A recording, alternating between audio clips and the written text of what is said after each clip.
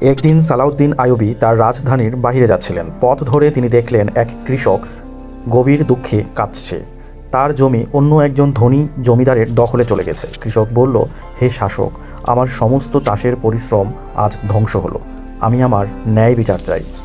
ধনী জমিদার এটা শুনে বলল, আমার কাছে শক্তি আছে, আমি চাইলে তোমার জমি খারাপ করে দিতে পারি।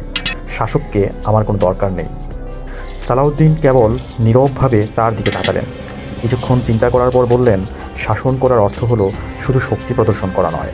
শাসন হলো ন্যায় প্রতিষ্ঠা করা, যেটি দরিদ্র ও ক্ষমতাহীনদের অধিকার রক্ষা করে। তিনি সঙ্গে সঙ্গে একটি ন্যায় পর্যবেক্ষণ বোর্ড গঠন করলেন এবং বিচার শুরু করলেন। ধনী জমিদার যতই ক্ষমতার প্রভাব দেখানোর চেষ্টা করল না কেন, সালাউদ্দিন আইয়ুবী ন্যায়ের সঙ্গে সিদ্ধান্ত নিলেন কৃষকের জমি তাকে ফিরিয়ে দেওয়া হবে।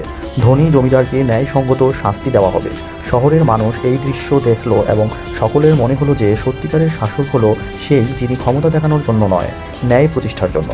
ইসলামে শাসন মানে ন্যায় বিচার করা, ক্ষমতা দেখানো নয়।